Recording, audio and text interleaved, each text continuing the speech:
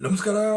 ಪಶ್ಚಿಮ ಬಂಗಾಳದ ಎಲೆಕ್ಷನ್ ತುಂಬಾ ಟ್ರೆಂಡ್ ಆಗಿರೋಂಥ ಎಲೆಕ್ಷನ್ ಅಂತ ಹೇಳ್ಬೋದು. ಪಶ್ಚಿಮ ಬಂಗಾಳದಲ್ಲಿ 15 ವರ್ಷಗಳಿಂದಲೂ ಕೂಡ ಮಮತಾ ಬ್ಯಾನರ್ಜಿ ಅವರಿಗೆ ಸರ್ಕಾರ ನಡೀತಿತ್ತು. ಮತ್ತು ಅವರ ಸಿ ಎಂ ಆಗಿ ಕೂಡ ಅಲ್ಲಿ ಆಳ್ವಿಕೆ ಕೂಡ ಮಾಡ್ತಿದ್ರು. ಅಲ್ಲಿ ಸಿ ಎಂ ಆಳ್ವಿಕೆ ನಡೀತಾ ಇರೋಂಥ ಸಂದರ್ಭದಲ್ಲಿ ಅಲ್ಲಿ ಡಿಕ್ಟೇಟರ್ಶಿಪ್ ಇತ್ತು ಅಂತ BJP ಅವರು ಸಾಕಷ್ಟು ಬಾರಿ ಇದನ್ನು ಆರೋಪನ ಸಹ ಮಾಡಿದರು.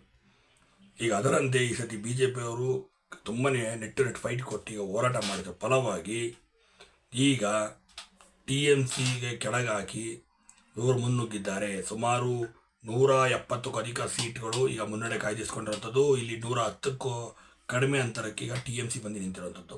ಅಲ್ಲಿ ಮ್ಯಾಜಿಕ್ ನಂಬರ್ 148 ಬಂದಿದೆ. ಹಾಗಾಗಿ ಈಗಾಗಲೇ ಮ್ಯಾಜಿಕ್ ನಂಬರ್ ಕ್ರಾಸ್ ಮಾಡಿ ಇನ್ನೂ ಅಷ್ಟು ಸೀಟ್ಗಳ ಮುನ್ನಡೆ ಕಾಯ್ದಿರಿಸ್ಕೊಂಡಿದೆ BJP.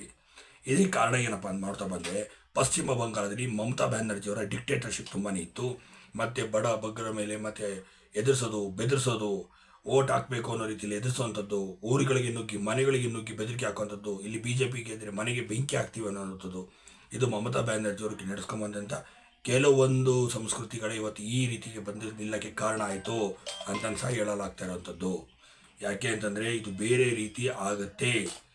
BJP ಇದನ್ನೆಲ್ಲರೂ ಕೂಡ ಯಾರು ಹೆದರಬೇಡಿ, ನಾವಿದ್ದೀವಿ ನಿಮ್ಮ ಜೊತೆ, ನೀವು ನಮ್ಮನ್ನು ಓಟ್ ಹಾಕಿ, ಖಂಡಿತವಾಗಿಯೂ ಪಶ್ಚಿಮ ಬಂಗಾಳದಲ್ಲಿ ಒಂದು ಹೊಸ ಅಧ್ಯಯನ ನಾವು ತೆಗಿತೀವಿ ಅಂತೇಳಿ BJP ನರೇಂದ್ರ ಮೋದಿ ಅವರಾಗಿರ್ಬೋದು, ಅಮಿತ್ ಶಾ ಆಗಿರ್ಬೋದು, ಅಲ್ಲಿ ಜನಗಳಿಗೆ ಧೈರ್ಯ ತುಂಬಿದ್ರು.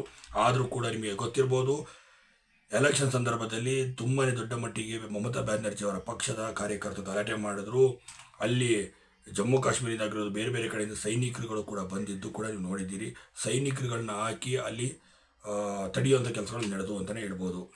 ಯಾಕೆಂತಂದರೆ ಅಷ್ಟು ಮಟ್ಟಿಗೆ ದೊಡ್ಡ ಸಮಸ್ಯೆಯಲ್ಲಿ ಇರುವಂಥದ್ದು. 15 ವರ್ಷಗಳಿಂದ ರಾಜಕೀಯ ನಡೆಸೋದು ಮಾತ್ರ ಅಲ್ಲದಲೇ ರಾಜಕೀಯದಲ್ಲಿ ಇಟ್ಕೊಂಡು ಜನಗಳ ಮೇಲೆ ದೌರ್ಜನ್ಯ ಎಸಗ್ತಿದ್ರು ಮಮತಾ ಬ್ಯಾನರ್ಜಿ ಅವರು ಅಂತ ಹೇಳಲಾಗುತ್ತೆ.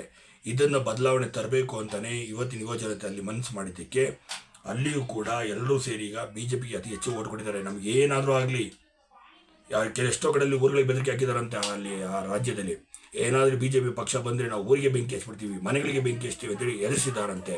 ಇನ್ನು ಈ ರೀತಿ ನಡೀತಿರೋಂಥ ಸಂದರ್ಭದಲ್ಲಿ ಭಾಳ ಸ್ಪಷ್ಟವಾಗಿ ಈಗ ಅಲ್ಲಿ BJP ಈಗ ಲೀಡಿಂಗ್ ತೆಗೆದುಕೊಂಡಿರುವಂಥದ್ದು.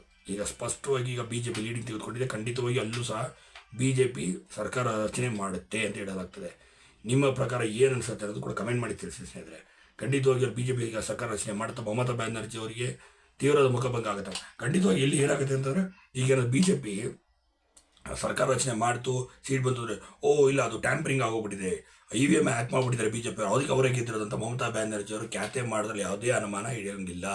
ಖಂಡಿತವಾಗಿಯೂ ಖ್ಯಾತೆ ಮಾಡೇ ಮಾಡ್ತಾರೆ. ಆ ಥರ ಮನಸ್ಥಿತಿ ಇರುವಂಥ ವ್ಯಕ್ತಿಗಳು ಅವರು ಅಂತ ಹೇಳ್ಬೋದು. ಮಮತಾ ಬ್ಯಾನರ್ಜಿ ಕಡೆಯವರು ಆಗಿರ್ಬೋದು, ಅವ್ರ ಕಾರ್ಯಕರ್ತರುಗಳಾಗಿರ್ಬೋದು.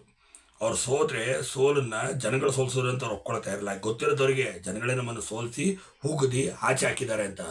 ಆದರೂ ಸಹ ಅವರು ಅದನ್ನು ಒಪ್ಕೊಳ್ತಾ ಇರೋದಿಲ್ಲ. ಏಕೆಂತಂದರೆ ಇಲ್ಲ ನಮ್ಮನ್ನು ಜನಗಳು ಸೋಲಿಸಿಲ್ಲ, ನೀವೇ ನಮಗೆ ಸೋಲಿಸೋದು, ನೀವೇ ನಮಗೆ ಅನ್ಯಾಯ ಮಾಡಿದ್ದೀರಾ ಅಂತ ಹೇಳ್ಬಿಟ್ಟು ತಿರುಗಿ ಬೀಳ್ತಾರೆ. ಮತ್ತಷ್ಟು ದೌರ್ಜನ್ಯ, ಮತ್ತಷ್ಟು ರೌಡಿಸಮ್ಗಳು ಮಾಡೋದು ಪ್ರಯತ್ನ ಪಡ್ತಾರೆ. ಆದರೆ BJP ಗೌರ್ಮೆಂಟ್ ಈಗ ರಚನೆ ಆಯಿತು ಅಂದರೆ ಇವರ ರೌಡಿಸಮ್ಗೆಲ್ಲ ಫುಲ್ ಸ್ಟಾಪ್ ಆಗ್ತಾರೆ ಅನ್ನೋದಕ್ಕೆ ಒಂದು ಜನ ಬದಲಾವಣೆದ ಅಧ್ಯಾಯವನ್ನು ಹಿಡಿದಿದ್ದಾರೆ.